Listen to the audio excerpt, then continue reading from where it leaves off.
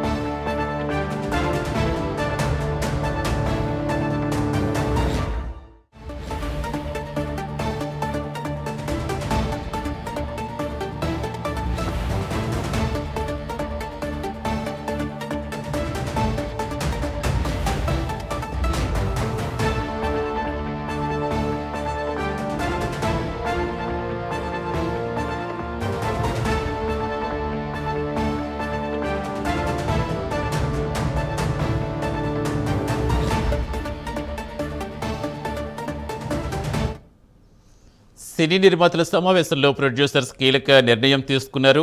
షరతులు అంగీకరిస్తే వేతనాలు పెంచాలని నిర్ణయం తీసుకున్నారు. పూర్తి సమాచారం ఇచ్చేందుకు మా ఫిల్మ్ కరెస్పాండెంట్ మోహన్ జాయిన్ అవుతున్నారు. మోహన్, ఏంటి ఇప్పుడు సినీ నిర్మాతలతో ఒక మెట్టు దిగినట్టు కనిపిస్తోంది. వేతనాల పెంపుకైతే వారు అంగీకరిస్తున్నారు, బట్ కండిషన్స్ అప్లై అని చెప్తున్నారు. ఫిల్మ్ ఫెడరేషన్ సభ్యులు ఏమన్నా దీనిపై రెస్పాండ్ అయ్యారా? సతీష్, ఇప్పుడే లేటెస్ట్ బ్రేకింగ్ న్యూస్ వచ్చింది. ఫెడరేషన్ సభ్యులు ఇప్పుడు మీటింగ్ కంప్లీట్ చేశారు. వాళ్ళు చెప్పేది ఏమంటే చర్చలు విఫలమయ్యాయి చెప్పారు. నిర్మాతలు ఏదైతే వాళ్ళు పర్సంటేజ్ విధానం అంటే 2 రకాలుగా నిర్మాతలు ఏం చెప్పారంటే యాక్టివ్ ప్రొడ్యూసర్స్ ఛాంబర్ తో మాట్లాడేసి 2 రకాలుగా విభజించారు. ఒకటి వచ్చేసి 2,000 నుంచి 1,000 రూపాయలు, అంటే 1,000 రూపాయల నుంచి 2,000 ఉంటుంది కదా వేతన కార్మికులు, సినీ కార్మికులు ఎవరైతే వేతనాలు తీసుకుంటారో వాళ్ళకి first year 5%, third year 5% salary వేతనం పెంచుకుంటూ వస్తామని చెప్పారు. అదే 1,000 నుంచి 1,000 రూపాయల కంటే తక్కువ ఉండే వాళ్ళకి ఫస్ట్ ఇయర్ 20% పెంచుతాము, సెకండ్ ఇయర్ ఎలాంటి పెంపుదల ఉండదు, థర్డ్ ఇయర్ 5% పెంచుతామని చెప్పారు. అంటే ఈ 3 సంవత్సరాలకు కలిపి వీళ్ళు 30% అడిగితే 25% అయితే పెంచుతామన్నారు. అయితే వాళ్ళు ఒక 4 కండిషన్స్ చెప్పారు. ఇది నిన్న మనమే చెప్పుకున్నాం. ఫ్లెక్సిబుల్ కాల్ షీట్స్ కావాలి, సెకండ్ సండేస్ మినహా మిగతా అన్నిటికీ సింగిల్ కాల్ షీట్స్ ఇస్తాము, అలాగే బయట ఉన్న యూనియన్ వర్కర్స్తో కూడా చేయించుకుంటాం. ఇట్లాంటి కొన్ని కండిషన్స్ పెట్టారు. ఒక 4 కండిషన్ చెప్పేస్తారు. అది తర్వాత అంటే వీళ్ళు వెళ్ళిపోయిన తర్వాత వచ్చినటువంటి ఫెడరేషన్ సభ్యులు అయినటువంటి అనిల్ వల్లభనేని, సెక్రటరీ అమిరాజు, ఇతర అలెక్స్ వీళ్ళందరూ కలిసి వచ్చారు. వాళ్ళు చాలా అంటే ఖరాఖండిగా చెప్పేస్తారు ఈ చర్చలు విఫలమయ్యాయి. వాళ్ళు ప్రొడ్యూసర్స్ ఏదైతే మాకు పర్సంటేజ్ ఇస్తామని చెప్పారో అది వాళ్ళు మాకు కేవలము అంటే వాళ్ళు మా యూనియన్స్ని డివైడ్ చేయాలని చూస్తున్నారు, మా అంటే మా ఐక్యతని దెబ్బతీయాలని చూసి కొందరికి మాత్రమే పెంచుతాం, మిగతా వాళ్ళకి మేము పెంచమని చెప్తున్నారు. ఇది కరెక్ట్ కాదు కాబట్టి మేము ఈ వేతన పెంపుకు మేము అంగీకరించము మేము అని చెప్పేశారు. రేపు మేము తగిన కార్యాచరణ కోసము మేము ఏం చెయ్యాలి అని చెప్పేసి రేపు ఎలాగూ సెకండ్ సండే కాబట్టి అన్ని యూనియన్స్ అన్ని ఖాళీగా అంటే సెలవులోనే ఉంటారు కాబట్టి మేము వాళ్ళందరితో మాట్లాడి నెక్స్ట్ ఏం కార్యాచరణ చేయాలి, నెక్స్ట్ ఉధృతం అంటే ఎలాంటి కార్యాచరణతో ముందుకు వస్తే నిర్మాతల మండలి పైన కానీ అటు ఛాంబర్ పైన కానీ మనం ఒత్తిడి తీసుకురావచ్చు అనే దానిపైన వాళ్ళు రేపు డిస్కషన్ చేసి మేము తెలియజేస్తామని చెప్పేసి ఫెడరేషన్ సభ్యులైనటువంటి అధ్యక్షుడు అనిల్, సెక్రటరీ అమిరాజు, ఇతర సభ్యులు తెలియజేశారు. సతీష్, అంటే మోహన్ అసలు ఎలా చూడాలంటే గత కొన్ని రోజులుగా చూస్తున్నాం ఏ స్థాయిలో వార్ నడుస్తుందో. ఒకవైపు సినీ నిర్మాతలు చెప్పేది ఇప్పటికే ఖర్చులు తడిసి మోపుడవుతున్నాయి, సినీ థియేటర్స్కి ఎవరు రావట్లేదు, ప్రేక్షకులు చాలా నష్టాలు బారిన పడుతున్నామని వాళ్ళు చెప్తున్నారు.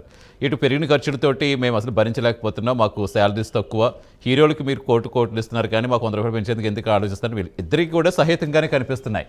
బట్ ఏంటంటే ఇక్కడికి వచ్చేటప్పటికి సమస్యకు మాత్రం ఫుల్ స్టాప్ కనిపించడం లేదు. ఇందాక రీసెంట్గా మెగాస్టార్ చిరంజీవి గారి ట్వీట్ కూడా చూస్తాం, నేను ఎవరికి మద్దతు ఇవ్వట్లేదు, సినీ ఇండస్ట్రీకి సంబంధించింది కాబట్టి అందరూ చర్చలు జరిపిన తర్వాతే దీనిపై స్పందిస్తా అని చెప్పారు. అసలు ఏంటంటే కంక్లూజన్ వచ్చే అవకాశం కనిపిస్తోందా? యాక్చువల్గా ఫెడరేషన్ సభ్యులను ఇదే ప్రశ్న మేము వేసాము.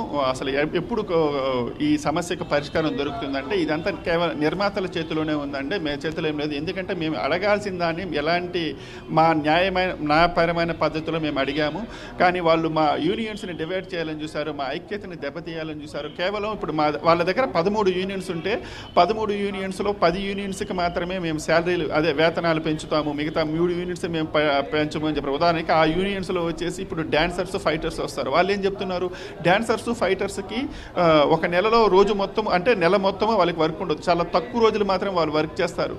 అలాంటి వాళ్ళు వర్క్ అంటే ఇప్పుడు మిగతా అంటే మిగిలిన యూనియన్స్లో ఉండే వాళ్ళందరూ డైలీ పనిచేసి వాళ్ళు అన్నం తింటుంటే అంటే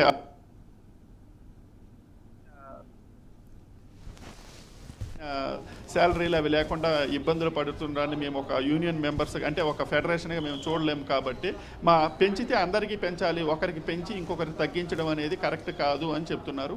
నిర్మాతల కోణంలో వాళ్ళు ఏం చెప్పారంటే ఇప్పుడున్న పరిస్థితుల్లో అయితే అందరూ చూస్తున్నారు, థియేటర్స్కి ఎవరు రావడం లేదు అన్న కోణం, అంటే నిర్మాతల పరిస్థితి బాగలేదు. అయినా కూడా మేము ఎవరికి కార్మికులు నష్టపోతే చూడాలని అనుకోవడం లేదు, కాబట్టి మేము ఈ స్లాబ్ను మేము తీసుకొచ్చామనేసి నిర్మాతలు మాట్లాడుతున్నారు. Satish. Right, thank you Mohan.